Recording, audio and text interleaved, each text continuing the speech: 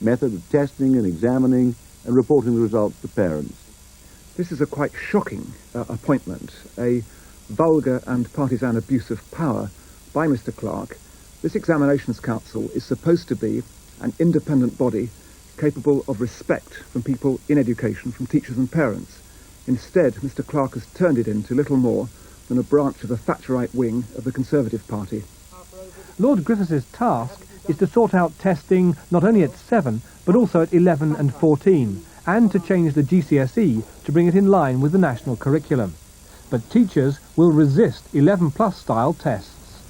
On Monday, the General Synod of the Church of England voted to boycott Nescafé coffee, manufactured by Nestlé. It's part of the campaign against companies who give dried milk to new mothers in the Third World to encourage them to use their products rather than their own breast milk. Yesterday, we reported that Nestlé had agreed to stop doing so by the end of next year. In fact, Nestlé and other manufacturers have agreed in principle with the World Health Organization and UNICEF to stop giving milk powder to maternity hospitals. But they're still discussing their free milk schemes with the governments involved, and no final decisions have been taken. Spain's Seve Ballesteros is leading the Open Golf Championship at Royal Birkdale. His round of 66 put him one stroke clear of the field, but the defending champion, Nick Faldo, also made a good start. A predictable yet fascinating first round at Birkdale. Ballesteros setting the late afternoon pace, overtaking the methodical Faldo, but only by 2 strokes. Both came good late into their rounds, but as usual, the Ballesteros charge was the more spectacular. An amazing 375 yards from the tee on the 17th fairway, his 9-iron second shot set up an eagle to go 3 under par, and then on the 18th green, another extraordinary stroke. A massive 40-foot putt to give him the outright lead at 4 under par. It's early days, but he's already replaced Nick Faldo as championship favourite. His round was typical Faldo, solid, consistent, except on the greens. This birdie chance on the 12th was missed. This on the 17th wasn't. It took him to 2 under par, a finishing score that could still prove an effective base from which to defend his title. Martin Gates, a Londoner but affiliated to Royal Jersey, was the first round's habitual surprise personality.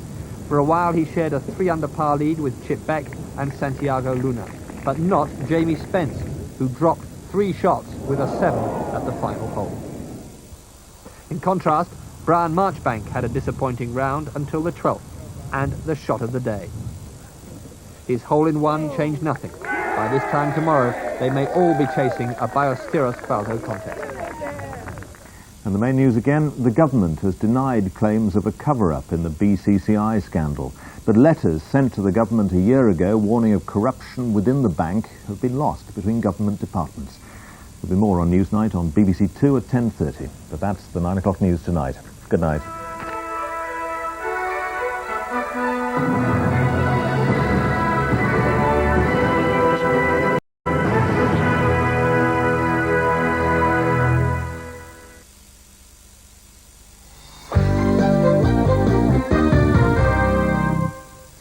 Good evening. Mansfield District Council has joined calls for an independent public inquiry into the BCCI collapse, in which it had invested nearly £2.5 million. It and other local authorities in the same position met in London today to decide how they could try to recover the money. And they say they're unhappy at the way the affair's been handled. Fair to say there's a number of questions to be asked and answers to be received, and we would like to know what those answers are at this stage.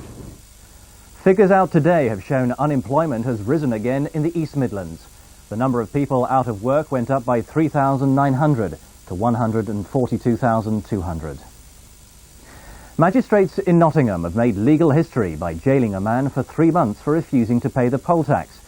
It's the first time anyone's been given the maximum sentence for the offence.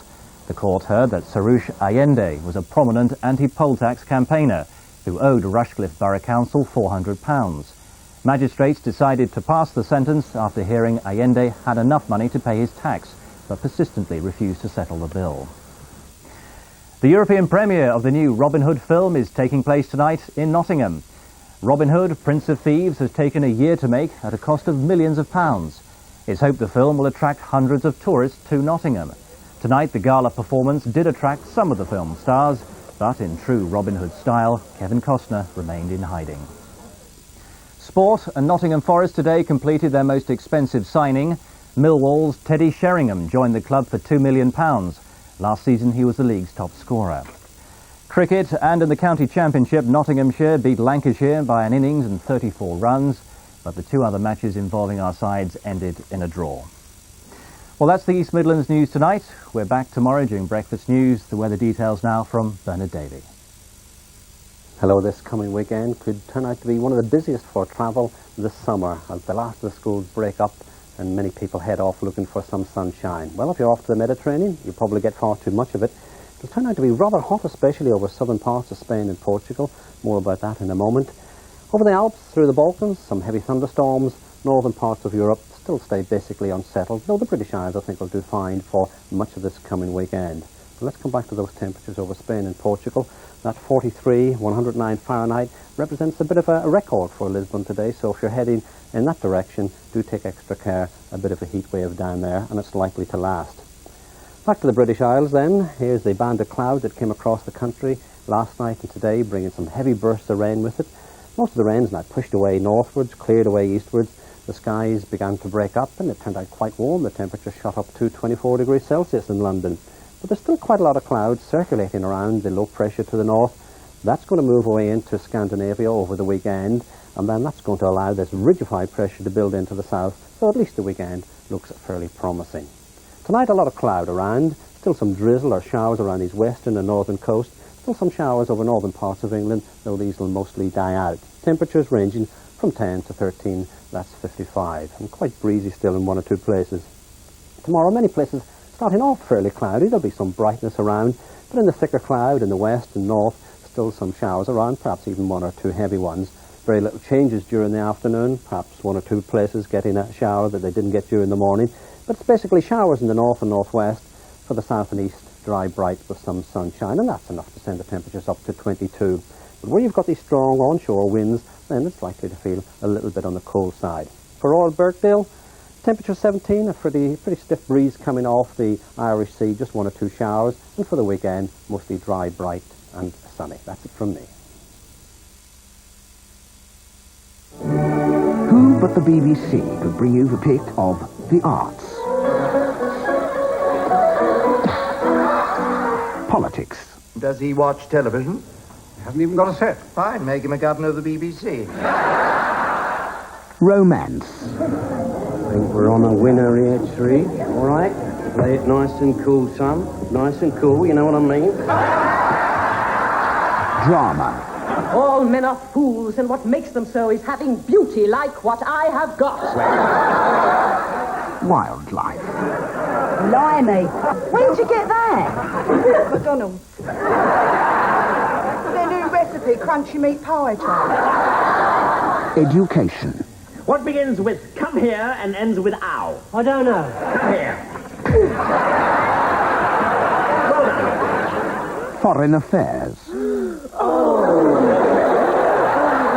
And sport. In fact, over the past 10 years, 7 of the top 10 rating comedy programmes have come from the BBC.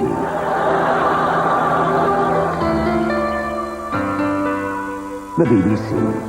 Comedy at its best.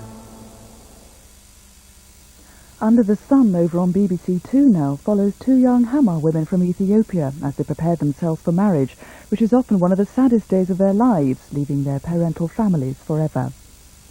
Here on BBC One, anger and frustration take their toll on the agents in the concluding part of The Drug Wars.